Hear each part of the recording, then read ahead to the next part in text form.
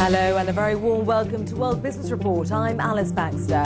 Inflation in China hits the lowest level in 2.5 years. Will that prompt more stimulus from the government?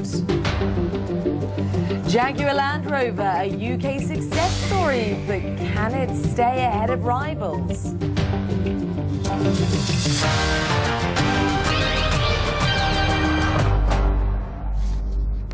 Now, with sluggish growth in Europe and the United States, economists are looking to China to pull the global economy out of the doldrums. And the latest economic report from China is encouraging. Consumer price inflation fell to 1.8% in July. That's the lowest annual rate in 30 months. Well, inflation's been a key concern for Chinese officials, but the decline over the last few months will perhaps allow them room to boost growth. Well, from Beijing now, I'm joined by Dr. Qiang Lu. She's the Deputy Director for China Forecasting at the Economist Intelligence Unit. Many thanks for joining us this morning. So will Chinese policymakers capitalise on this deceleration in price rises to boost the economy there? That's a good question.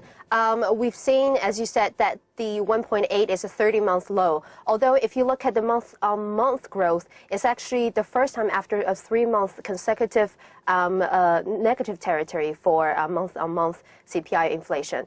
So we see that this month is 0.1% positive when you look at month-on-month. But still, this does give the government plenty of room to consider the cut in both interest rate and reserve requirement ratio. Although I would argue strongly that it's not really necessary for the government to cut down interest rate, because if the government still aims at 7.5 GDP% growth, we're pretty confident that it will be able to happen.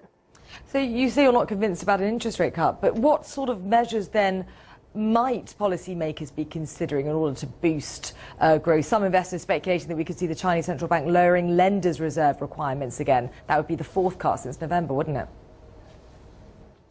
Exactly. I would not exclude the possibility of further reserve requirement ratio cut. And I would like to emphasize that I'm not excluding the possibility of an interest rate cut. I'm just saying that it won't be necessary. The fact is the Chinese government is very risk averse right now. If you think about the global outlook is still very weak.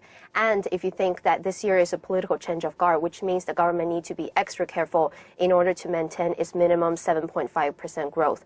But on top of that, yes, reserve requirement ratio is very likely to happen again. And on top of that, say, if Europe collapses, the government can easily reverse its current very tight control over the property market. So you mentioned that official growth target of 7.5% for 2012. Obviously, there's been an economic slowdown in China for the last 6 quarters. Is the economy still on track to meet that target? Absolutely. To start with, I would say that even though 7.5 is the government's target, usually there is very little linkage between what's the actual number versus the government's target. Now, we at the Economist Intelligence Unit is looking at 8.1% growth for 2012. We believe that for China nowadays, even though external demand is very weak, the domestic market is really what's most important right now. So we think that the second quarter is already the bottom of the year and it's going to pick up later half in the year. Okay, Qiang Lu from the Economist Intelligence Unit. Many thanks for joining us from Beijing. Now, the luxury car maker Jaguar Land Rover announces its latest results in the next few hours. Under its Indian owner, Tata Motors, Jaguar Land Rover has become the UK's most profitable car maker, creating some 8,000 new jobs in the last 2 years. But for how long can it keep on growing? Brian Milligan reports. It's a road car that's far more at home on a racetrack. Jaguar's new F-Type had its first public outing last month, giving a glimpse of the extraordinary speed with which this company continues to grow. But can sales carry on increasing when so many markets are slowing? One of the company's answers to that is to constantly restock its showrooms with new cars and new technology. This is the Range Rover Evoque, which went on sale last September. Over on the Jaguar side, they're also planning a replacement for the XF here and a compact car which would compete with the BMW 3 Series. In fact, the company boasts that it'll produce 40 new models over the next 5 years, possibly including this new Land Rover, and next month an all-new Range Rover. One fact in its favour is that car buyers in recession-hit countries are still moving towards luxury brands. Even in the UK, for example, a greater share of the overall market is being taken by premium brands than it was 5 years ago. So there's no reason why they can't continue. Whether they can continue at the same rate of growth, of course, is another question. For the time being, the company is getting plenty of help from its workforce. 1,100 new jobs were announced at this Jaguar plant last month in return for staff agreeing to work Saturdays. But unions say they may not always be so flexible. We're interested in seeing our members get good skills, good training opportunities, and a good job for the future. But one of the things that we won't do is to take part in a bidding war as to see how low we can go. So for the moment, the company continues to ride a wave of success.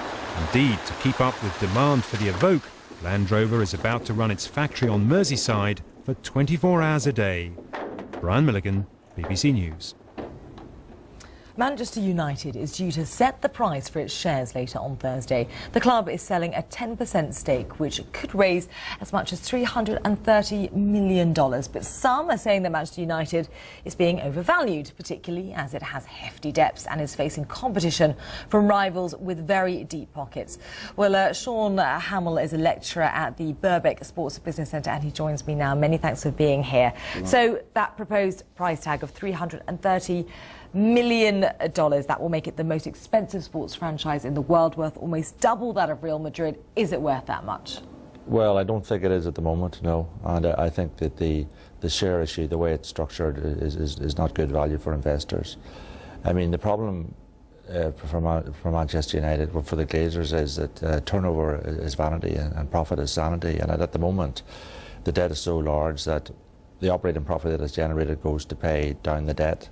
Even with the proposed reduction in debt from this share issue, they will still be left with a substantial debt, and it's unlikely that they're going to enter pre-tax profit in the immediate future. Well, let's talk about that.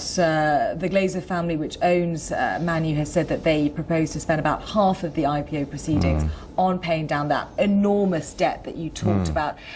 How much of a worry should that be for potential investors in terms of impacting the club's ability to buy top players in the future and grow to really compete? Well, I mean, the fundamental problem is the structure of the football industry in Europe. I mean, the reality is that, you know, it's clear what the source of competitive advantage is, labour, and it has at least two competitors in England, Manchester City and Chelsea, for whom profit is not an issue.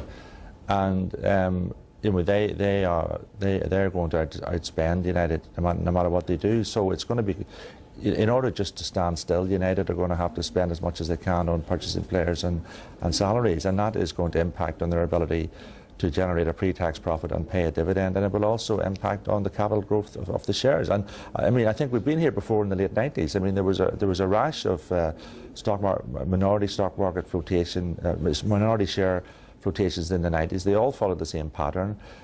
Fans bought the shares. The market then put a true value on the shares, the fact that the clubs weren't making any money. The share prices declined, and the majority of investors then took the clubs off the market. And I don't see any difference between then and now.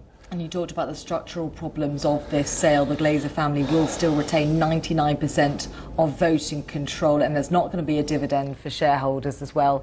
Are they really relying on the emotional appeal, do you think, of people wanting to own a little bit of Man U? I think there's two things. I mean, they have done a good job in generating commercial revenue, and they deserve some credit for that. But the second thing is, if UEFA's financial fair play regime beds in over the next 3 years, then there is a profitability in 3 to 4 years' time that, you know, this will constrain the ability of other clubs to debt finance profits. But it's uncertain, and I just think that there's so much uncertainty around this that there are alternative investments around, and you know, this is not a good one. And you only have to look at the Facebook IPO to see that. I mean, just to conclude, I mean, ironically, if they went for a traditional share issue where, you know, they sold shares on equal par to what we have at the moment, and actually they use it as an exit strategy, I think there would be demand. But they want their cake and eat it. They want to take some cash and retain control. I don't think they can do both. OK, Sean Hamill from the Birkbeck Sport Business Centre, many thanks for coming in and speaking to us on this controversial IPO float coming up. Many thanks. OK, let's get a quick look at the markets now, if we can. As you can see, in Asia, stocks they're rising at the moment. That's after reports that showed that China's consumer prices climbed at a slower pace for a fourth month, as we were saying earlier, and Australian employment exceeded estimates in July. OK, that's all from me. There'll be more business next hour. Don't go away.